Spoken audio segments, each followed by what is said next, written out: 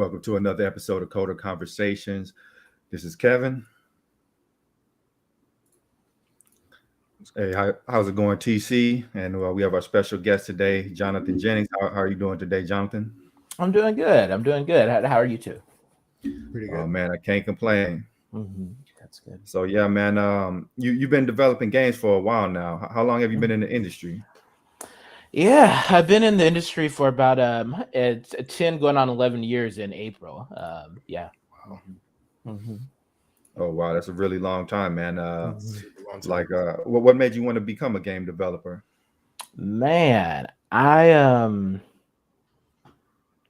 man, that's a good question. I think I didn't know you could like get paid to make games for most of my life, and then I think I was about to graduate high school, and I saw this ad pop up on the TV for DeVry, and they were talking about game programming curriculum.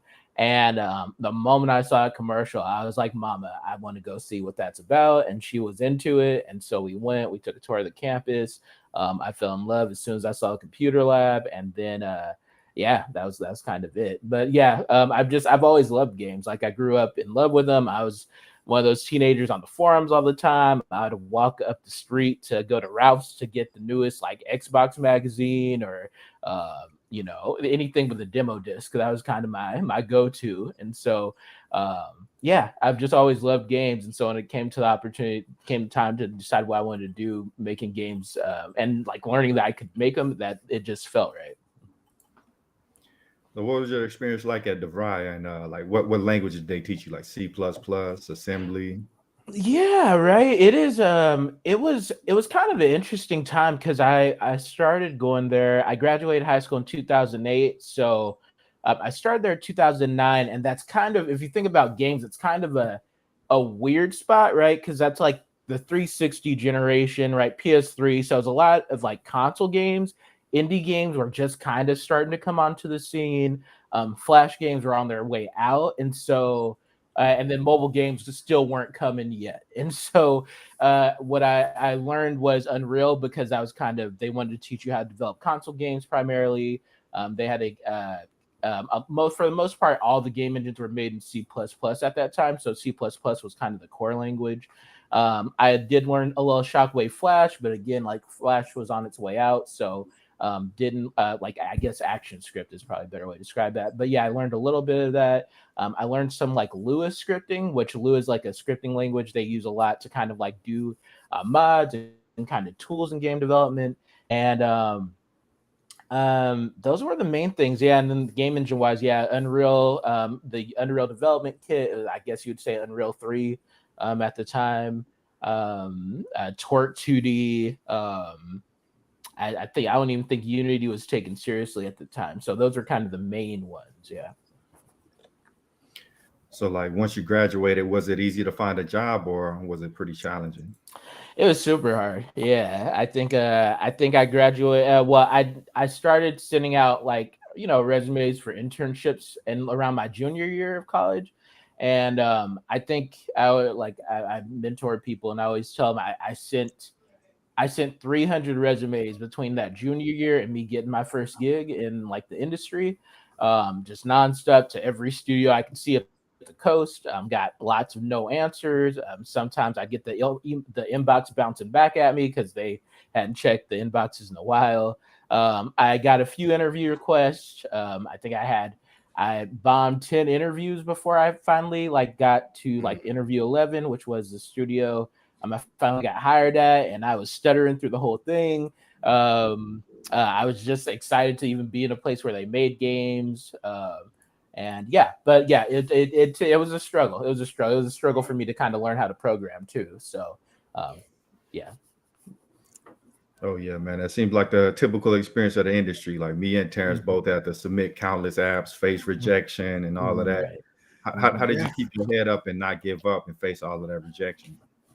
Yeah, right. Well, I think I was obsessed, if I'm honest, and I think my kind of my interest and passion for games is I feel like it borders on obsession sometimes. Like it feels like kind of like an internal drive. Like I just want to make stuff, and I think once I learned how to make stuff, I was kind of compelled to make stuff, and so um, Just believing that I knew that if I found the right place, and I always kind of felt like if somebody gave me the opportunity to make stuff for them, I'd do a good job. And sure enough, the opportunity came, and I did what I could, and here I am 11 years later. Yeah, we hear a lot of horror stories about the game industry, like a lot of crunch and all of that. Is that true, or in your experience? Right. I think as I've gotten older, it's gotten a little bit better. I think it definitely towards the end of those, like when I graduated, I remember like our professors specifically having conversations with us that you will crunch. This is the expectation. If you don't want to crunch, then you shouldn't work in games, right? Like this is the life you're signing up for. And my first game studio, I think my first week I was at the studio 13 hours a day each day for like I think it was like Wow. a 6 day week, right? It was pretty intense. And then definitely like that first job, it was like 9 months. That first job was insane. I was 9 months. I think we created 5 games in 9 months, which was we didn't have a huge team, so that was a lot. Slept at the studio a few times. But yeah, it was intense. Again, my obsession I think got me through it, but it was very much real. But I think as I got older, it got easier. Yeah, That the hours happens got sometimes. yeah, the hours got more realistic and whatnot. What? Oh, okay. Are you? Sorry, guys, I got disconnected, but Yeah, no worries. yeah, last year telling us you was working a 13-hour days. Yeah, I was working 13-hour days, and then yeah, I had lots of like late nights. There was nights where we'd sleep at the studio as a team, like full 24-hour shift. That's crazy Mm. to think that we did that. Yeah, I think we did it at least twice. Um, um, lots of 6-day weeks.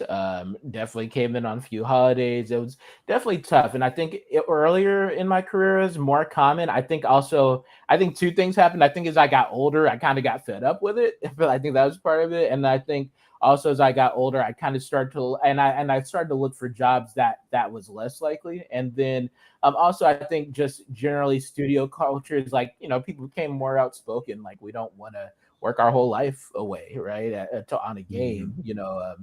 And so I think just the culture of games and I think it's gotten better. I think it still happens plenty in the industry. But I think people are a lot more vocal about sharing, like this is what's happening, and the news. If they find out, they are gonna blast you front page, and the whole gaming world's gonna talk about you. So I think where people are a lot more outspoken about it. So it's gotten better. Did you ever thought about pivoting to like another industry within software, because those demands did sound crazy. Yeah, absolutely. And I think the work I do now, I think I would say for about 5 years straight, I just worked on games exclusively. And then I kind of started to pivot towards VR, and VR kind of pivoted me towards more like games adjacent technology. So like I do stuff like create augmented reality and virtual reality experiences centered around like cars and stuff. I've worked to make like enterprise focus like app building tools. And then right now I technically work at an animation studio. We use games technology to kind of power our animation. And so like I will say, like, I don't think anything's harder than working on a game. I still think that's the hardest work I've done. I've worked on a lot of hard things, but the pace of game development is a whole different beast. And so I definitely tend to lean more towards like game adjacent projects now, where I can like apply my game development skills, but don't have to be in the studio, a game studio, just because just the pace of game development it's impossible to compare to any other software I've worked on.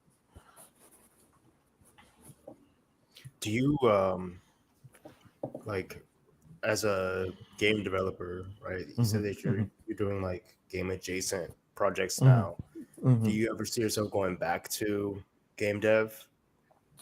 Like I th- if it, like um, even if it's like maybe double A or like indie titles versus mhm. like a triple A um studio? Right, yeah, it did. I think it's more to me, it's more of a question of like culture fit, right? Because I think the studios I almost was going to go back to a game studio in this last job search. I was gonna potentially go to Shell Games. They just came out with Among Us VR, and that was what I was gonna work on. And so they like their pitch was very much that they were not a crunching studio. They had a really healthy Mhm. work-life balance. And so that was really appealing. And like studios like that speak to me. Like I love working on games. Like it satisfies my soul in a really deep and real way.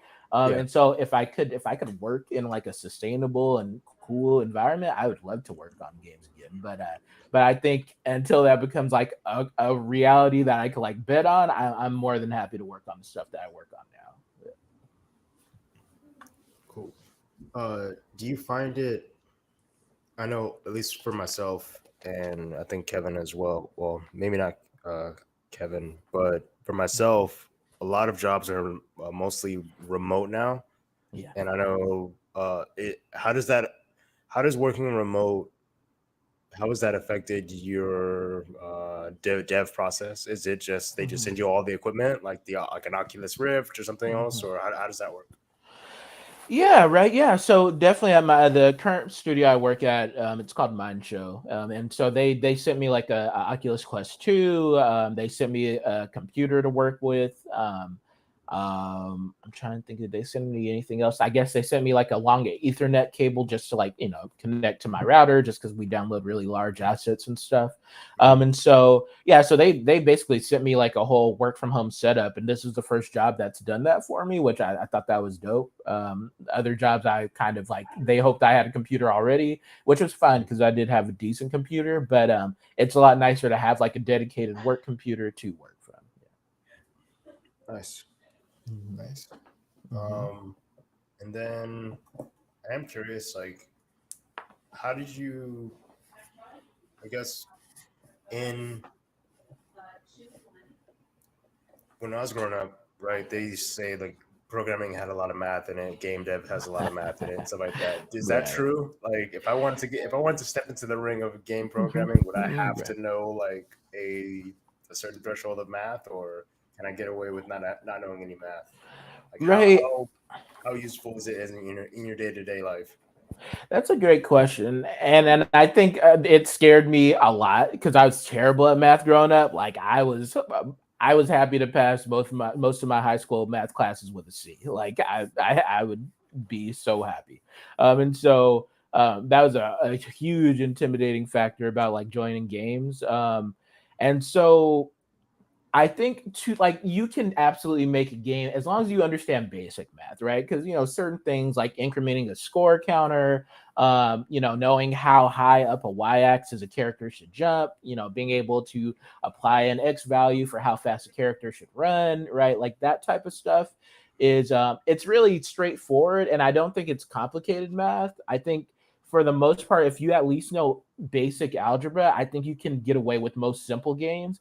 I think the complex math comes from like when you start to get really deep into more complicated game mechanics. And Mhm. probably one of the more complicated things I implemented is I work on an indie game called Galactic Bar Fight, and there's a sword in it. And so with the sword, I have to measure the player's velocity when they're swinging like either a sword or a hammer, and then usually there's a value applied to that I have to like that I apply to like the enemies they're hitting. So if it's Mhm. a hammer, then the enemy flies further, right, based on how fast you swing the hammer. And then with the sword, like they slice based on like you hitting a minimum swing threshold. And so like calculations like that, that's when the math starts to get a little bit more complicated, like more physics based math. And then even more complicated stuff than that is like calculus and stuff. But that's when you're really trying to make. I feel like if you're trying to make a really unique experience, that's where those kind of math expressions come out. But as long as you know about algebra, I think you're good to make like you can at least make a platformer or something. Cool, cool. Mhm. Um, dang, I had a question about it just slipped me. Give me a second. I'm trying to think of it real quick. No Um, worries. Yes. So like, man, what were some of your game inspirations? Like, what did you really like playing as you were Oh growing up? man.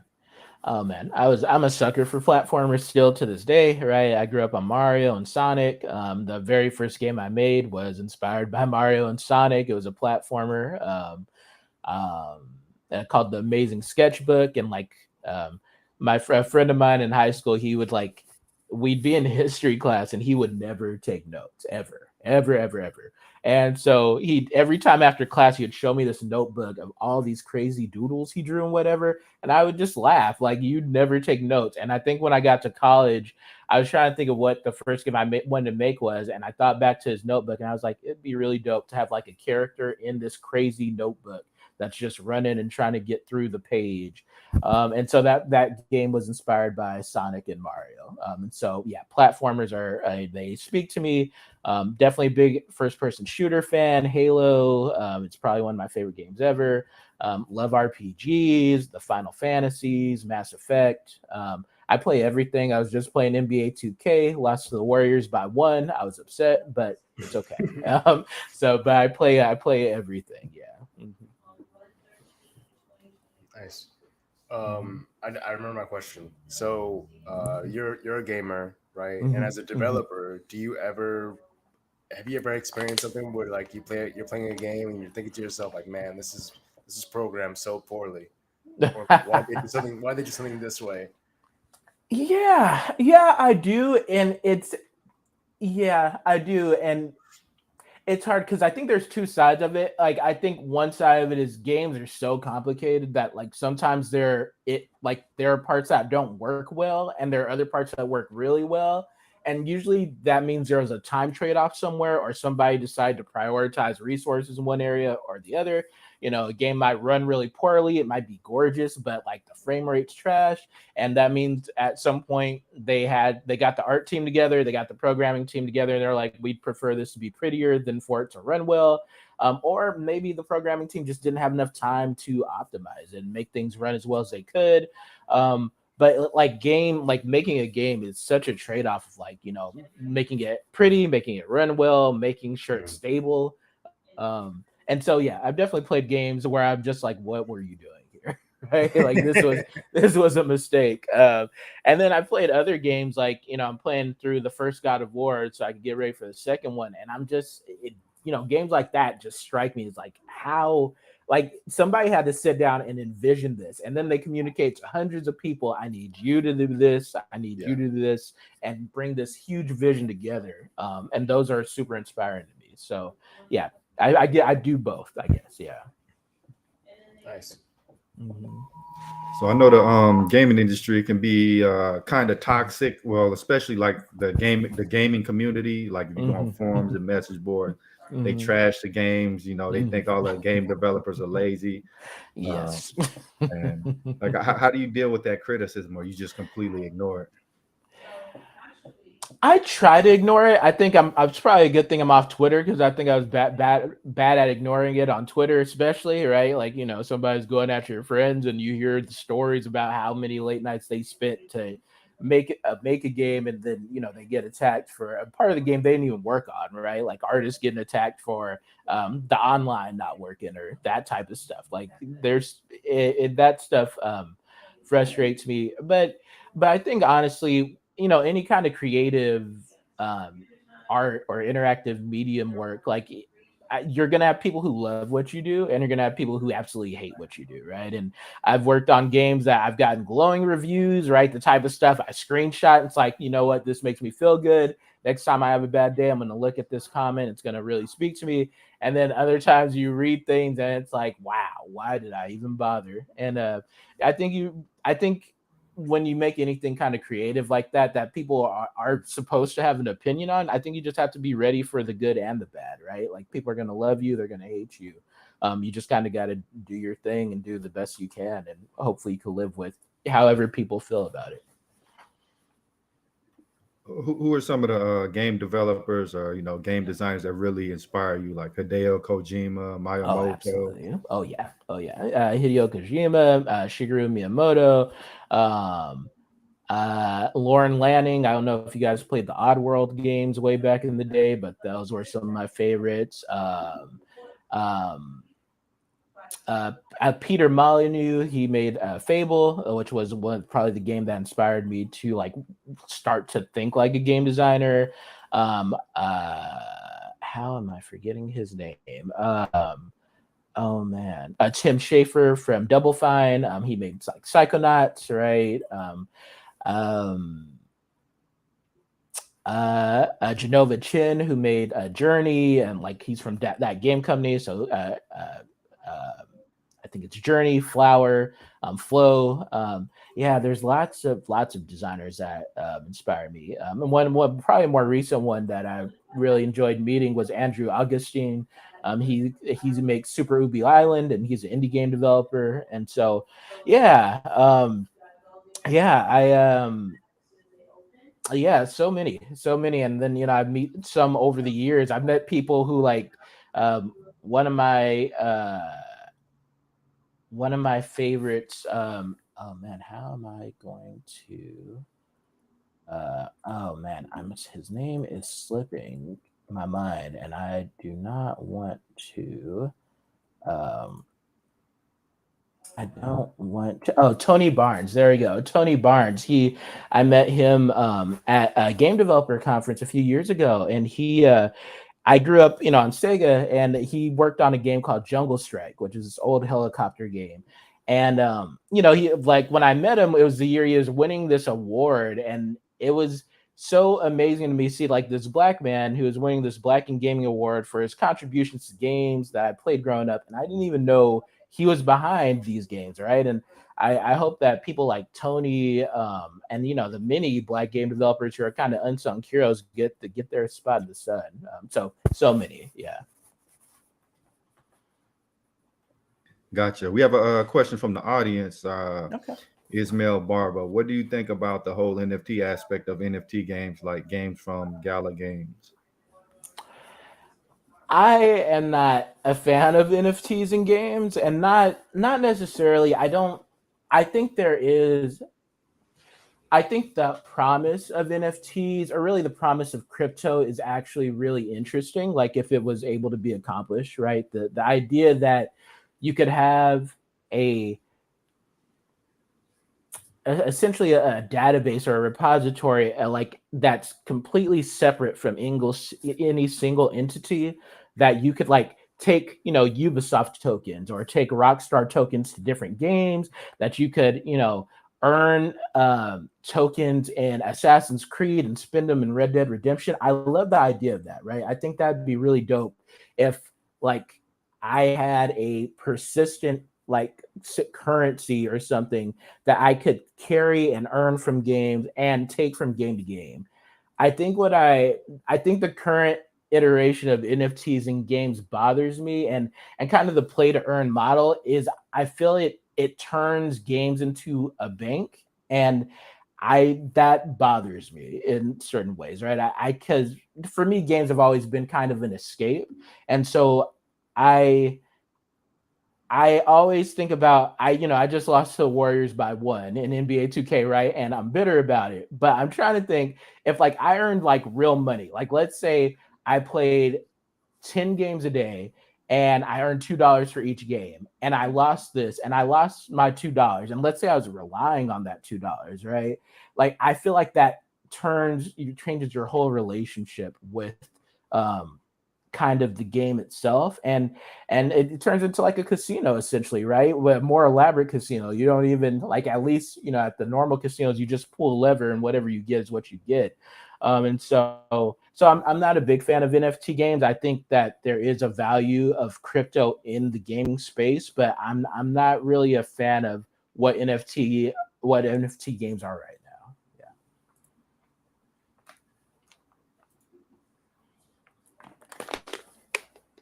Yeah, me and Terrence, we talk about it all the time. We feel like a lot of modern gaming is pretty much teaching kids how to gamble. That's fair.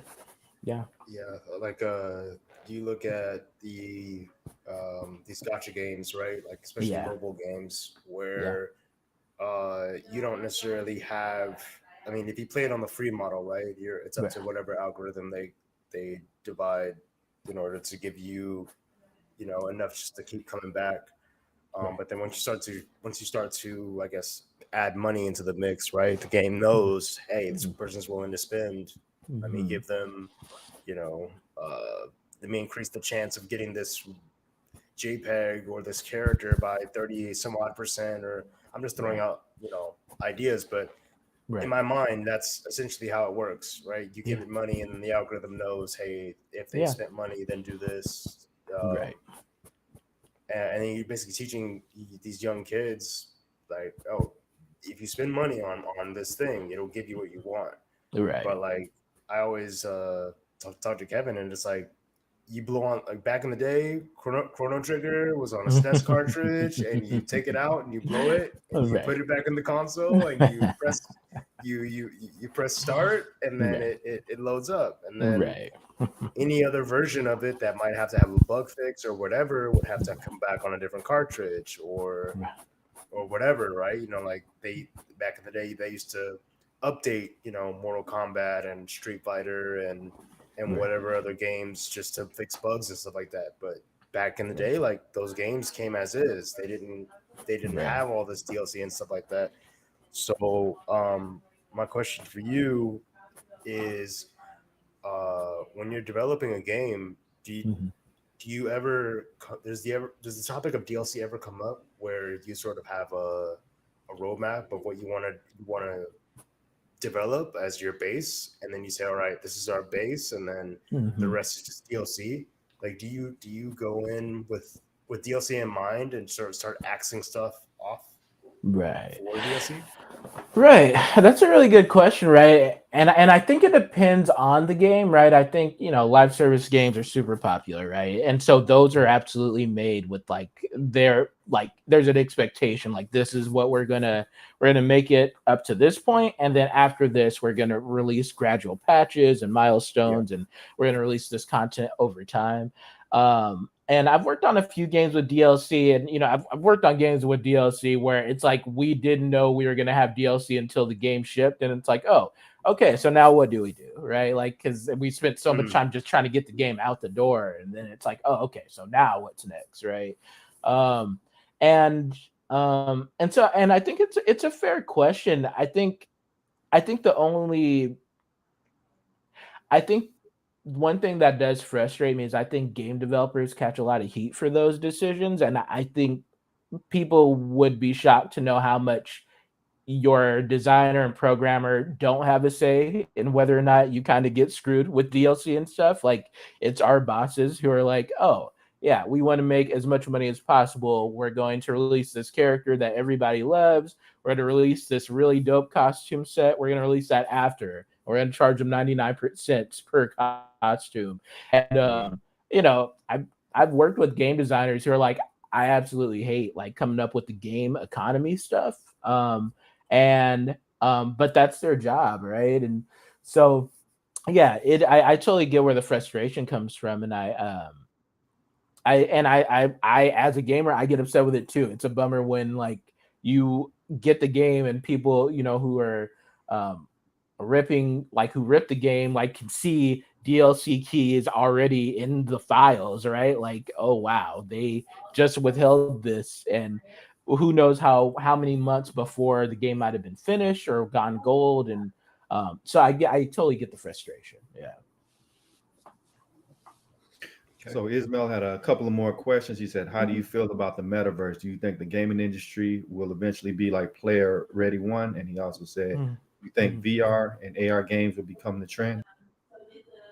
Man, I love VR. Right? I think about 5 years of my work in kind of like the game adjacent stuff has been all VR pretty much, and so I'm a big fan of VR. I released my first indie game, Galactic Bar Fight, on the Oculus Quest, so I'm a early believer and adopter. Um, I think VR is definitely the future. I feel like, and people say this all the time, right? We're in the Atari phase, but I think that's true. I also think we're in I have really strong feelings about Meta because I feel like they, in a lot of ways, kind of set VR as an industry back by talking about the metaverse as it currently is thought about. Um, and I definitely think eventually we will have like a Ready Player One-esque type, like almost, when people talk about the metaverse, I think the best kind of comparison I've heard is like a digital, almost like a virtual internet that we'd all be inside. Um, and so I definitely think that could be possible at some point, but I think that's so many years away, right? And I think the frustrating thing about Meta's metaverse announcement to me was it's almost like they glossed over everything VR is today to like sell this promise of what VR could be in 10 years. And it makes people, when they play VR stuff now, they're like, this is neat, but it's not Ready Player One. And it's a bummer to be in that space, right? Right. It's like we're really doing cool stuff. The technology's still advancing, things are evolving, but it's not the dream that was sold. Do you see VR as the end game, or is there something beyond VR that we can head to? I mean, my science fiction brain says eventually like neural implants and stuff, right? Like Matrix jacking in type. I got that. But I think to me, VR, I really love how physically connected VR experiences are to you. I think that's kind of my favorite part about it is how much I think VR that's done right can be very open to the player's interpretation. Like one of my favorite games in VR is Gorn, and it's like an arena combat game. And essentially, you have these weapons with weird physics. You swing them at enemies and stuff. But my one of my favorite videos is like there's this MMA guy who like basically did a no weapons run in Gorn, and so he just went and fist fought all the enemies, and he was destroying them, and it was just really fun to see this guy like use his actual body and actual technique from his personal life, and then incorporate that into the gameplay, and to let the game's physics kind of resolve that, and like let him win just by being him, right? I think there's something really cool about that, and I think eventually, if we ever get to the point of like actually having VR sports and stuff, it'd be really interesting to kind of see what it looks like to have a virtual space um, where people don't have to be in the same room to compete like that. So anyway, yeah, I think VR is super exciting.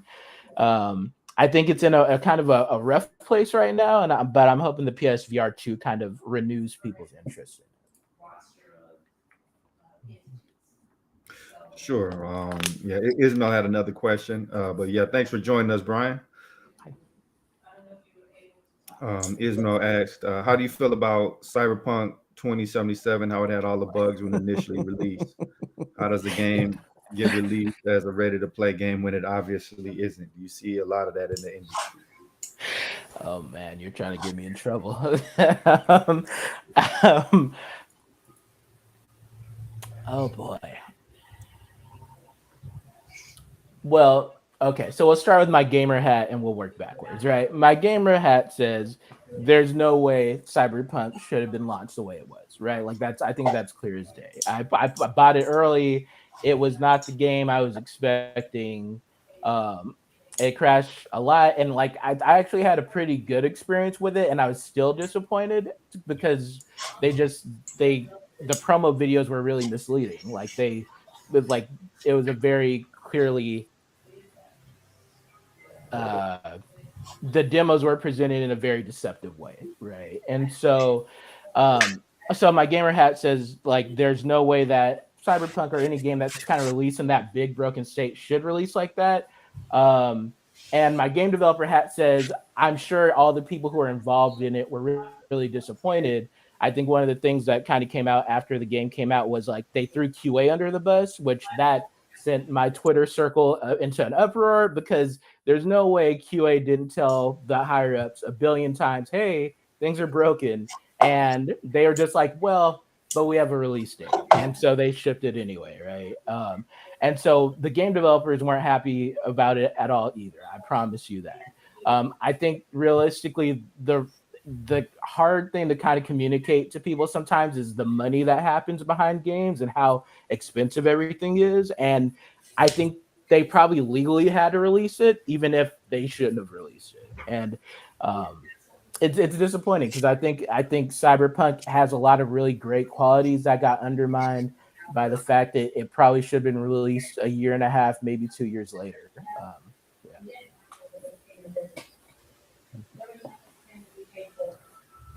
So yeah, we got a couple of other questions from the audience. I am Lou. Is it hard for a self-taught game developer to get into the industry? And Ismail also asks, how big of a learning curve is it to develop in a new Unreal Engine? Wow. Yeah, I think so. I've worked with some really awesome self-taught games devs who did get in the industry. I think it's hard to get in the industry, period, right? And I think um even for the really talented people, there is an element of luck, right? You kind of have to meet the right person at the right time. The like one of the guys, the probably my favorite person to work who's like self-taught. He worked at the bar underneath where our game studio was, and he talked to the founder of the studio, and that's what got him the job, right? And he and so yes, you can absolutely get into the industry as a self-taught programmer. It's still hard. It might be even harder because I've had interviews where one of the first things they ask me is, hey, you have a degree, right? And so I would have been probably immediately disqualified if I would have answered no. But with that said, there's lots of games being made, and if you have like a solid portfolio, which to me a portfolio is more important than a degree, I think people will be willing to bet on you.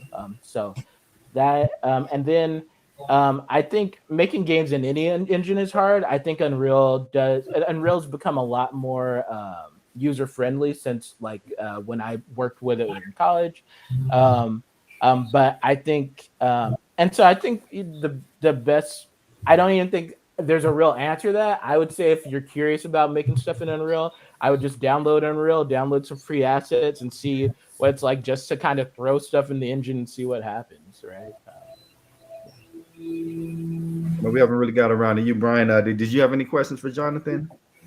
Oh, no, but I would plus one what Jonathan said. Hi, Jonathan. I'm Brian. I worked in game development like 1,000 years ago, but back when we didn't install anything to like the hard drive and you couldn't fix bugs after Gold Master. But I came to age as a software engineer when like the bar was just 0 bugs, which is just night and day compared to what you're describing, which we all understand. But just to pile on what Jonathan said about breaking into the industry, some of the people that break in are just the ones that get really creative with the constraints they have, because like a lot of software developers have to do that. Maybe not as much these days as they did in the past, but I know a software developer who got hired because he sent a dozen Krispy Kreme donuts like to the dev team with his resume on the inside of the box, like taped to the inside of the box. And I know another game developer that got hired because he custom printed a 6-pack beer bottle holder with all of his resume information on the outside of it, and then delivered their favorite beer to the dev team. And so, you could argue those things don't have a lot to do with being able to do the job, but it does speak to, can you take a set of constraints and come up with a really unique solution to a problem? Because that is actually really important as a skill to have as a game developer. 100%. So yeah, like in the past, Brian, I know like you mentioned that you couldn't really ship with any bugs. How was that exactly? Like, how did you minimize the amount of bugs? Was it just like thorough QA testing, or? Yeah, I mean, it was really like aiming lower, like where Jonathan says, you have this legal requirement to ship. There was just a lot less money back in games, especially the ones I worked in back in the day. And so you just aimed lower because you knew that all sorts of things could go sideways in the last 2 or 3 months in the summer when you were like working crunch mode to get things out to get them into stores by October, because that's what mattered back in the day, was getting into Walmart and Target for the holiday season. That's what mattered. Probably less so now, but it was very same problem. It was just the solution was different. It was cut back by a third what you hope to accomplish, and then just kill that in quality, and recognize someone's about, when you say yes as the tech lead, they're gonna go press like 100,000 CDs like tomorrow. And so that bug's on there whether you want it to be or not. So the question is, can you live with that bug forever? Or is it going to eat you alive at night and not let you sleep? And if the answer is the latter, then you stay late and you fix the bug. That's just all it is.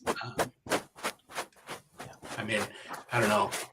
I mean, I wish we would have had updates like, that we could have shipped back in the day. It's not like I look back and say, wow, I wish it would have worked. I would have looked forward to fixing a few bugs we had to let go, but they were pretty small in comparison. Running this game on a Mac, and instead of the audio cutting out, it reduced by 50% volume. I'm like, well, I can live with that for shipping, quite frankly, for Goldmaster. I'm not going to hold up a ship date for that. So, yeah.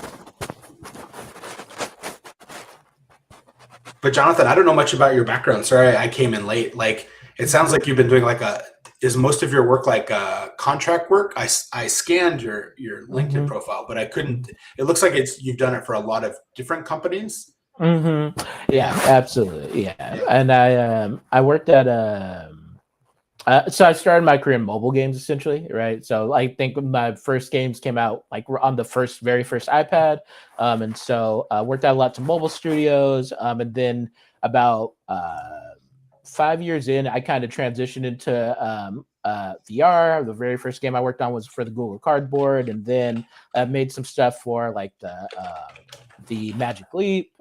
Made some stuff for the Oculus Go, and then more recently like stuff for the Oculus Quest. And right now I work in more like games adjacent type tech stuff. And so yeah, all like very game engine focused, but I think definitely that first 5 years were like games exclusively and mobile games exclusively. Yeah. Cool. So what was the feeling like when you released your first game and you saw the reviews and how people were reacting to it? Man, I don't even think I paid attention to how people reacted to it. I was just excited to have my name in the credits, right? Like that was the goal. I think, as a kid, that's you see the name, that's like, I'd like to see my name in there. And then to see it and be able to share it on Facebook with all my friends and family, I was ecstatic. And it was actually turned out to be a pretty good game too. So I was really proud. I still have screenshots of it on my portfolio. Like, yeah. So, like, where do you see yourself taking your career next? Do you plan on staying in the same space, or? Right. I think I really like making stuff, and so I think I kind of like. I've been working on my indie game, so I work on like the games adjacent tech, and then I've been working on like indie games on the side, and I kind of like that because I think working on a game full time is a whole different thing than working on an indie game on the side, and so. Definitely. I just like to make stuff. Like I've always been open to like whatever opportunities present themselves. That's kind of how I ended up at an animation studio, and so the truth is, I always feel bad for saying it. I don't know if I have a direction for my career. As long as I'm just continuing to make stuff, I'll be happy, right? I think I'll keep on making indie games. I think. After making like Galactic Bar Fight, which has been a lot of work and it's been tough, but I just think there is a mental space and kind of a sense of the satisfaction I get from making games that I have a hard time kind of letting go. And so even if I only made small games, I still want to make games.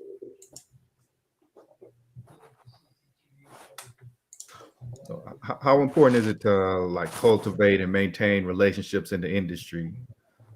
I mean, super, right? Like I think I've gotten jobs because I worked with somebody who worked with somebody, right? Or I've interviewed with people who remembered me, right? And they're like, just sticking around sometimes is enough, right? Like you've been doing this for a while, you know what you're doing. You've been able to a big requirement on so many game development job postings is like having 1 or 2 published titles, and so.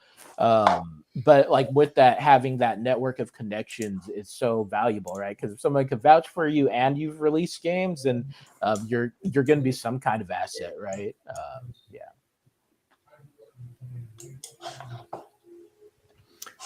I had a question. Brian, did y'all have any other questions? Kind of a gray area, but how do you feel about like emulation and not necessarily like for the act of piracy, but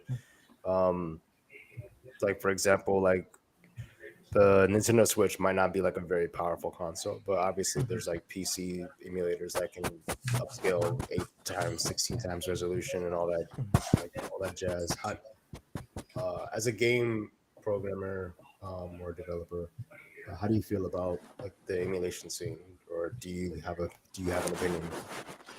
I mean, since I was a teen, I've enjoyed emulators, right? Like, I think one of the first ones there's like a browser emulator where you could play Pokemon Red in a browser, and I remember I couldn't afford a Game Boy, right? So that was how I played Pokemon Red for a long time. So I'm a big fan of emulators. I'm probably not supposed to say that, but here we are. But yeah, I think emulation takes a lot of work. Like I'm a big supporter of those scenes. I know I get why, Nintendo isn't exactly,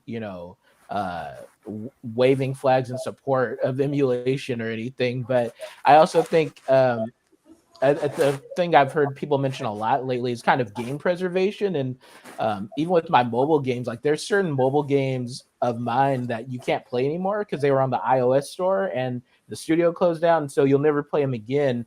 And one of my games, it's called Thunderjack's Log Runner. The only version of it that exists are like cracked APKs. And so I've downloaded a pirated version of the game I worked on just to be able to play it myself. And so yeah, I don't have any issues with emulation, and I have a Steam Deck, so I downloaded an emulator on that. Mostly of games I've already bought, but yeah, I don't have any issues with like emulation. Yeah.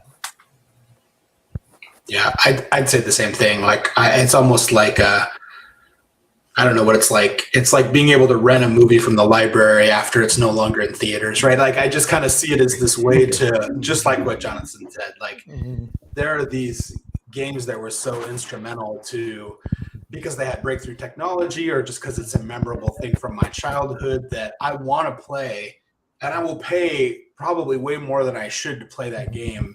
I don't mind paying to buying an emulator just to play this one game that either I worked on or that I remembered playing when I was younger. Like I have a special place in my heart for just bringing up a really difficult game for like the NES and making my son play it, because he thinks the games he plays now are hard, and then I'll bring up like Ninja Gaiden and like just laugh while he cries and gets so angry because it's so hard, and or Castlevania, where you can't change your direction mid jump and you get hit by these little floating heads going, like, whatever it is. But that's a memorable part of my childhood, is just being so mad at something so unfair that like you threw your controller across the room, even though it was attached because there was no wireless back in the day. And then you would just like go on a walk, but you would come back and, there's some many life lessons in like dealing with things that are unfair. Like where gay people went out of their way to make things impossibly hard for you to accomplish. I enjoy reliving those memories, and I think emulation is a great way to do it. And honestly, if another company's not really going to support me being able to play that game and someone else is, like, I can't fault people for wanting to make that game more accessible to people who never got the chance to play it in the first place. Right? It's a classic. Yeah, totally agree. So do y'all feel like as games progress, like it, especially the AAA game, that they sort of lost their soul, especially as it becomes more about the economy of games? Let's put in gambling, microtransactions, etc. Right. Like it's hard because I think having worked on some of that stuff, like I think we cared a lot, right? But it sucks when you work on something and you make it and you want people to enjoy it, and then your bosses are like, but let's make sure it makes a lot of money too. And so let's like make sure that people had to, I'll say one of the games I worked on, one of the early mobile games I worked on before, I think loot crates have gone through a lot of iterations even to get to this point. But we had like basically there were like virtual cards in the game, and you spend real money to buy the virtual current. I don't know if it's a virtual currency or you buy virtual card packs.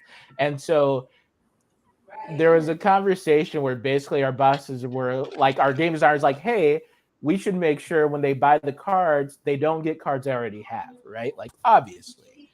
But then our bosses were like, but if they can get cards they already have, then maybe they'll buy more cards. And that's tough, right? To like, as a gamer, like I want you to be able to experience and have the full experience of the game and be able to play with all the characters and to try all the skills, right? But then our bosses are like, but that's a money-making opportunity and we can sell them these characters and then reduce how effective their money is. And so I think I don't want to say games have lost their souls because that does feel a little disrespectful for the people who do spend the late nights, envisioning these worlds and writing these long scripts for the characters' dialogue and, spending hours rendering the characters.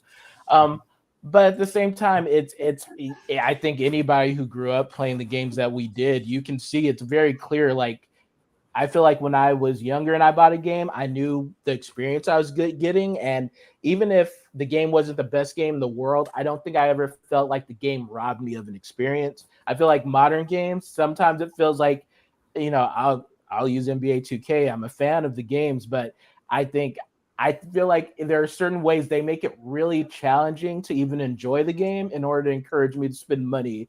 And it's like, oh, now you spend enough, you can have fun. And that sucks. Yeah, I couldn't agree more with Jonathan. Like, there's an example from a book, and I can't remember what it was, but The Hurt Locker, like a movie that won, because we often compare movie and like game and film industries. And so I think this is an appropriate one is, you can have a goal to create a great game, and it's often in conflict with making a profitable game. Like, and there are exceptions where you make both. But often it is because you create a great game that then a lot of people want to play that creates it profitable. If you start with the goal of creating a profitable game, it very rarely becomes a great game because you put things in there to make it hard to enjoy unless you've paid enough money. And this exists in movies too. Like The Hurt Locker wins Best Picture, and I think its total gross box office amount was like 49 million, right? Mm-hmm. That's a very small amount of money for a movie that won Best Picture. I think it is still holds the record for the lowest grossing box office dollar amount for any movie that's ever won Best Picture. Now, wow. Alvin and the Chipmunks 2 came out around the same time, the Squeakquel. It made $443 million, and it is like 10 times the volume. Now, no one can sit here and tell me that Alvin and the Chipmunks 2 is 10 times the movie that The Hurt Locker is, right? You can't. But there are cases where you optimize for something other than profitability. And so, but it is a trade-off. I've worked on games that people will still come up to me and talk to me about like 20 years ago that said, I remember playing the game you worked on. And that is not that's because the creative control was retained by the development team and that the publisher didn't get involved too deeply and profitability wasn't a top line thing. It was like, make a great game that you want to show your kids and that you hope that they get to play at some point. But it is at the expense of profitability. It's very rare that those two things are true at the same time. They just don't overlap that much. Yeah. So I know like there's a limited budget when it comes to making games, it's not an infinite budget. So when it comes down to cutting content, cutting features to hit the deadline, what is the decision-making process that goes behind that? Oh man, I guess I won't use the phrase because I think it can be kind of offensive, but I guess the softer way to say it is getting rid of your babies is kind of the way my producer would explain it, right? And so So yeah, like you can work on stuff for months, right? And then like, you find out a month before it comes out, if not even a little bit later, that like it's not going to make it into the game. And it hurts, right? Like you spend all this time, trying to fine tune it, trying to make sure it works well, trying to make sure it works in the larger scheme of the game. And then, you just get to that final round of like, okay, the game's ready to go out and this feels off, right? Like this isn't quite where it needs to be. We're going to just shut off this whole part of the game, right? I've had parts of the map like, okay, they're not going to this area of the map, and it might have been the area the team was most excited to have players explore. That part gets dropped. Characters get removed. You have like these long flowing narrative pieces to like try to bring players into your world, and it's like, no, we're just going to show them like these 3 screens and then they're in. And so yeah, yeah, I think at the end of by the end of the game, like usually the goal is just to get it out the door. And so you can work on the game and expect it to be much bigger. And really, I'd say that final month or two that's where the chopping time comes. And yeah, you kind of everything's out on the table at that point, right?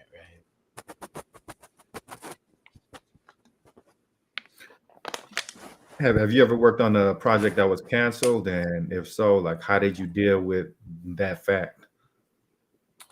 Yeah, I've worked on one. I've been really fortunate to only have one canceled game, but I also it's upsetting because I think it would have been our most successful game, and it was with DreamWorks was publishing it. It could have been a really great opportunity. And the reason the game fell through, actually, it wasn't even related to our team. I think the work we did was good, but DreamWorks and then the studio that was like publishing the license that we were building for the game had kind of a falling out. And so our game just kind of got lost because that relationship broke up. And it sounds dramatic, but I think there definitely is like a sense of mourning, right? Because like you imagine this game, you imagine people playing it, you imagine, there was our game designer. He even to prep for the game, he would like there was like a 2-week span where they were like, "Hey, we want you to basically write a game design document for this game." And for 2 weeks, he would come into work, but he'd spend all night watching the show for this IP with his kids, and then he wrote this really comprehensive game design document. And I think the way we like realized and made the characters relatable, and in the property, I think it was just a really awesome game, and I was really excited for us to release it because there's a lot of love and attention put into it. And then like we're really invested in this thing, and then eventually it's like we come in one day and it's like, yeah, so close up the repo and basically put the project away. We're going to move away from that, and we're going to start to work on something new. And it just feels kind of deflating, right? Like just like there's all this momentum and excitement and hope for the game, and then it just kind of falls apart. And so yeah, I think it's kind of just that the result of working in like entertainment stuff, right? And yeah, I think if there's any saving grace, the good thing is like it doesn't feel like it was our team's fault, right? It was just kind of circumstances and business stuff above us. But it still hurts to like make something good and know that no one's ever going to see it. Yeah.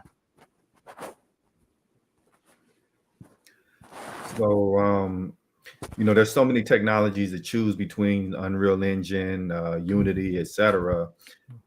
If somebody's wanting to get into this industry, how do they pick a technology to make sure they'll be employed for the next few years?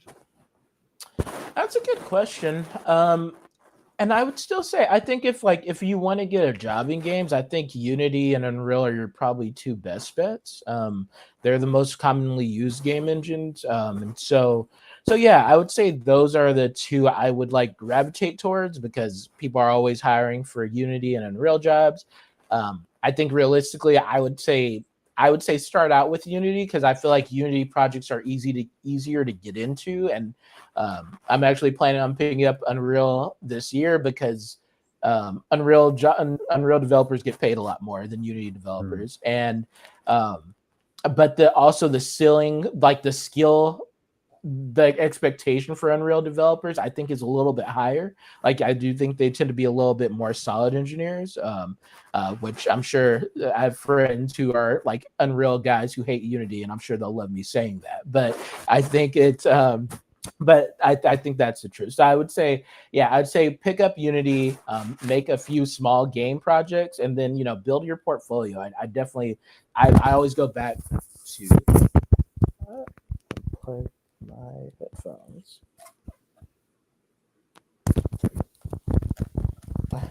Sorry about that. I always go back to like, I think the portfolio is like the most important thing anybody can invest their time or any energy into making.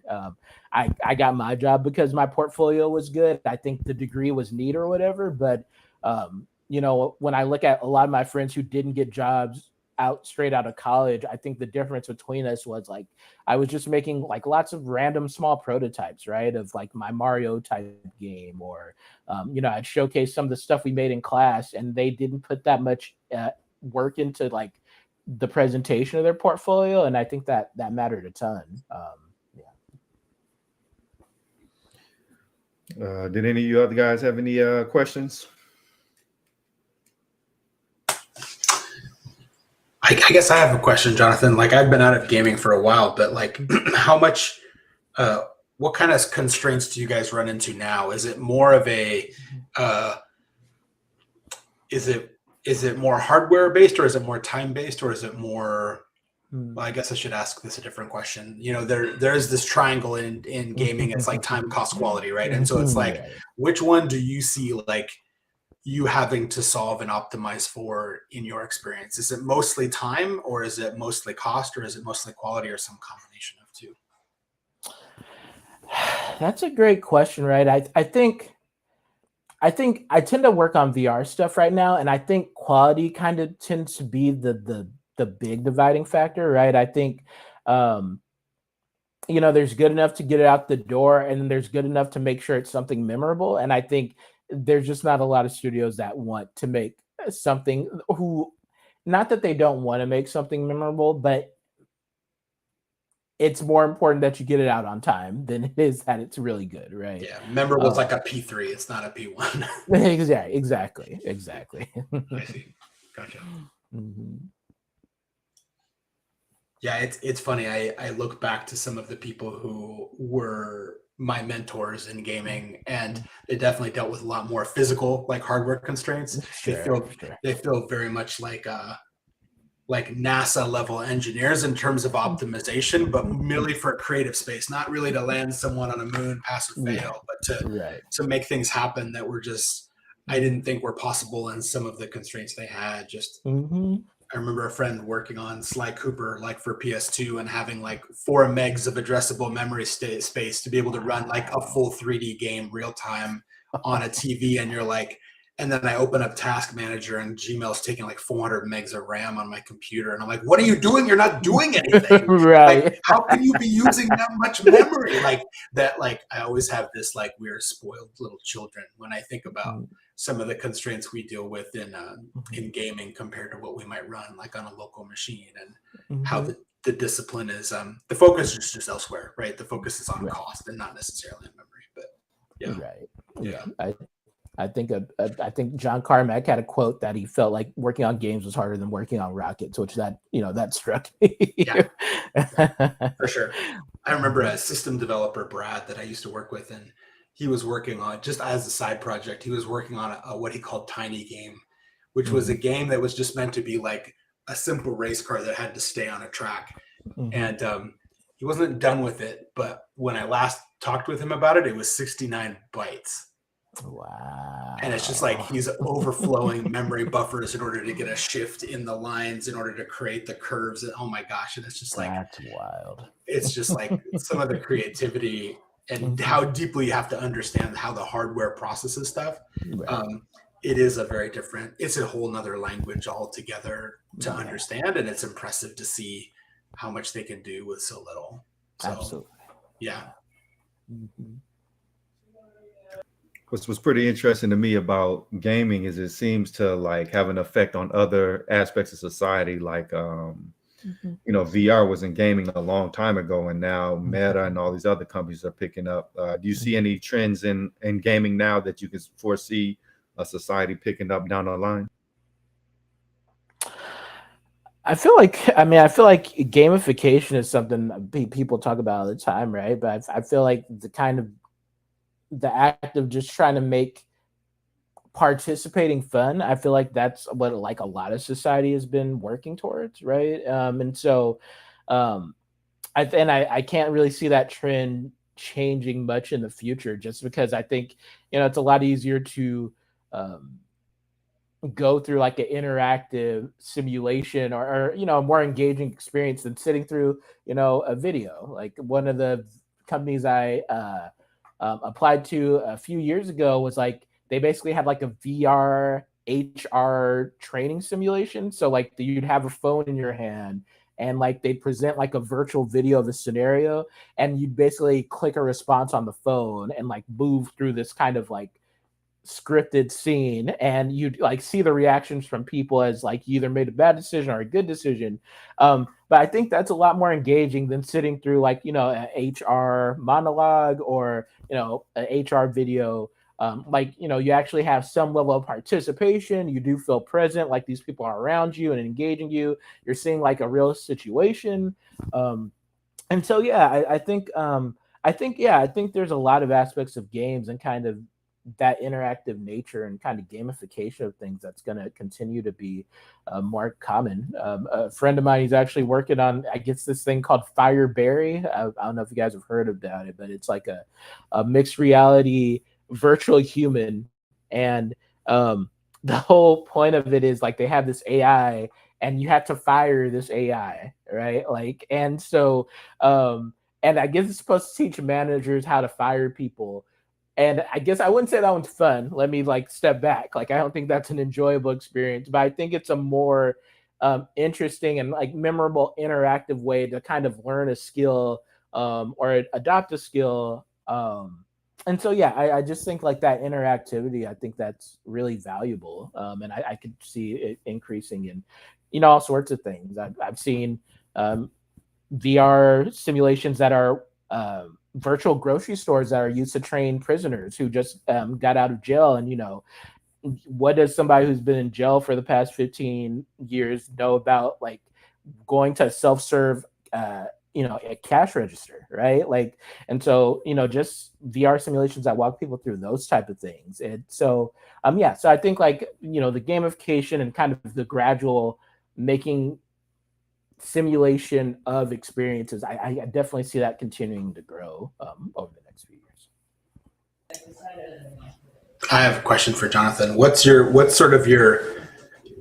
memorable indie game that you think very few people have played that everyone should try? That's a great question. Thank you. I think, oh boy, that's so hard. There's so many that are flying through my head right now. I guess for now, the first one that came to mind is, it's called virtual reality, and it's on the Oculus Quest. And so the whole premise is basically you're like in this matrix simulation. You put on like your VR headset in the like with your headset on, and each headset takes you to like a different world. And so it's a really funny game, and it's just really interesting to like you put on certain headsets, and like you're in a land of talking donuts or something, right? And then you put on another headset, and there's like a piece of bread that wants you to butter it, right? Or you put on another headset, and you see this weird three-eyed monster coming towards you, and it's going to kill you, right? Like, it's like just a lot of like weird mind warpy stuff. And it's not a scary game for what it's worth, but it's a game I think doesn't get enough attention. I think they just came out with the second one, and I'm really excited to play that. But yeah, virtual reality I loved it. Yeah. Awesome. Check it out. Mm-hmm. So yeah, I'd like to get your opinion on this. Games are becoming increasingly more realistic, and VR that adds even more immersion. Mm-hmm. Like, do developers ever consider the potential mental effects, especially like once people are playing horror games, war games? Like, could maybe somebody get PTSD when they're playing like the newest Call of Duty and when they're seeing limbs fly around and you know? I think it's a good question, right? And I think it's something people haven't been really vocal about. I think it's something that's really important that we are kind of cognizant of, right? Because I think that's very real, right? Like another example of one of my favorite VR videos is I think Achievement Hunters, like they played through The Exorcist VR, and the guy who was playing through it, he like worked through like 2 areas. He was terrified, but he was okay. But he had like a snake phobia, and of course, the 3rd level was a snake level, right? And like he was like really struggling. He got through it, and it was fun to watch. And like it's you feel good for him after, but like he like had to take off the headset and take a break because it was like really disturbing to him to be in this virtual situation with virtual snakes all around him. And I think it is important that we're kind of aware of, especially with VR, like it interacts with your brain in a really weird, really real way, right? Like people take off the headsets, and sometimes you might feel, I think they call it depersonalization, right? But like you might not feel right for a little bit after you put on the headset, or people talk about having your VR legs. Like I've put on VR headsets and gotten motion sick, or like that scenario of him being scared. Like I think it's something that we really should think and talk more about how VR can actually affect people and their mental well-being. I don't feel like there's been a lot of conversation about it, and I think that goes into like a bigger conversation I've heard a lot of people talk about how people in tech need to have more ethics classes. Like, and I totally agree with that. I think that it's important that we're not just making tech without being aware of the humans behind the tech. And, yeah, I never had I think the closest thing we had to 3D when I was in games was a really awful marketing decision by Nintendo called Virtual Boy, which was like a goggles that you wore that had like this red light. And I don't think it ever got to the point where people were emotionally or mentally impacted by the game, but I knew some people who tested the game, and there was some pretty strict rules about how long they were supposed to test.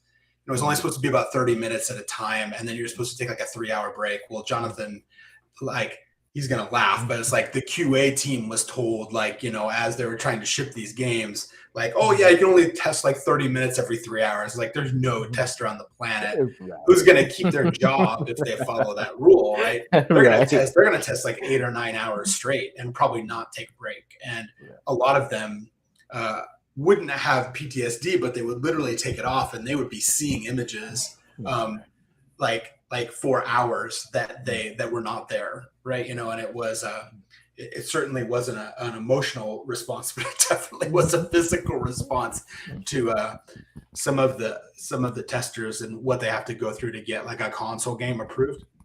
To get it through like Sony or through Xbox is there's some Herculean level efforts of the amount of hours they put in to sort of make those things happen. Like they have to put fans on the console so they don't overheat, because they will work until that machine overheats.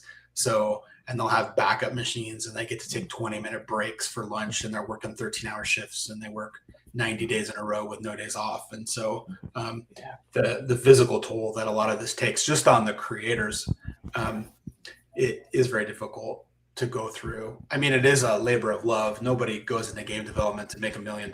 They don't. They do it because they love it. And the hope is that we can find a way to support the creativity side without taking advantage of their passion. Yeah, so absolutely. Yeah. So I got one final question. We've been hearing a lot about things like Chat GPT and AI, and I've been looking at some of the assets generated by artificial intelligence. It's very impressive, and I've also seen a guy. He used Chat GPT to make a game using Unreal Blueprint. So, do you foresee a future where AI is really utilized to help in the creation of these games? I definitely think to help in the creation of the games. I feel like even when I was like a junior programmer just starting out, I feel like I've been told forever that the AI are going to replace the programmers any day now, and so still hasn't happened. And I've heard the programmers are older than me heard it like 30 years before I started. So I think our jobs are safe for the moment, but I definitely think it could be useful in helping to uh, help in the creation of games, right? So I've seen on I'm on Reddit a lot, and so our game dev people have used it to like help name areas, which I think that's one of the harder things, and I think that's super useful to have a AI just come up with some potential names, and then you kind of take that and start to like figure out what the best names and kind of massage them. I think I actually put a prompt into Chat GPT for like, hey, can you kind of describe what a jungle game level would look like? And it did a really good job of like, talking about vines on a temple and like, the way the scene was lit and, a chest in the corner and like, really doing a really good job of like speaking to what like this environment would look like. And, the kind of prompt you probably could give a concept artist to kind of render out like a basic image of an environment. I think, coming up with character names or, even if you gave it a style of clothing, like, or like if you ask it, like, what kind of clothes evoke a certain era or like, I'm sure it could help you with that. And so I definitely think AI could be really helpful in making games. I think whenever people talk about it, like automating us out the job, I kind of go, I don't think that's going to happen because I think games have been doing procedural stuff forever. And I think the biggest thing I've seen with procedural games is like, I always say they start to feel samey because, an AI, if you give it a bunch of parameters and say, hey, I want you to make a level with all these parameters, it's going to make as many levels as it can within those parameters, but eventually there's going to be a common thread and it's not going to know how to add any variance to that. And I think that's kind of where you need the human touch to kind of come in and add variability. And so, yeah, but I think it would be really awesome to like use it in game development. I think it could be really helpful to kind of formulate the beginnings of ideas and, let your team kind of take off from there. Yeah, I mean, plus 100 to what Jonathan said. I think the only thing we're at risk of anytime soon of AI taking over is the parts of the job we don't want to do. like it's like, hey, like optimizing some polygon count for whatever or writing names. It's like most game developers I know don't. They're like that naming that level and naming 85 characters is just like that's not what I want to do. Like I have to do it, and I will do it because I have to. But if I had an intern next to me and I could just say, dude, go figure this out. Anything I could hand off to an intern that doesn't require that much brain power, I would be happy to give off to Chat GPT because of what Jonathan described earlier. It's a way to shorten the timeline or minimize the cost with minimal impact to the creative control that the team would have, right? Because any minute Jonathan has spent naming levels is a minute he's not spending doing something that's higher value for the success of the game. So why not have some AI do that in parallel where he could just dump a bunch of stuff in here, come back 15 minutes later, and he gets 100 names and half of them are crap, and so he gets rid of them. But he has 50 names for basically copying and pasting something into a browser. Like, you can't argue that's not valuable. I don't think that means Jonathan's at risk of losing his job, though, either. So, yeah. Yeah, man. I know we're kind of getting over time. Did any of you have any closing thoughts? I just want to jump in here real quick and say that the big risk is only when AI gets smart enough, when it can go from creating names to creating full levels, and then it comes up with the models for characters, and then it creates its own like prototype for God of War 1, and then it learns a combo system, and then it hires a writer to come up with a storyline, and then so I think, yeah. I was just going to say, I think at that point, then we'll all just be testers for the AI. Right? We'll just go log into QA. Right. Yeah, what's that famous quote? There's a great quote about this. What is it? The future of automation, like, is a man and a dog, right? And the man is there to feed the dog, and the dog is there to bite the man if he touches anything in the room whatsoever, right? Oh, I love It's a good one. Yeah, man, we definitely appreciate you coming on, Jonathan. We'll definitely have to have you back. For sure. Yeah, it was a pleasure. Thank you all for having me. All right.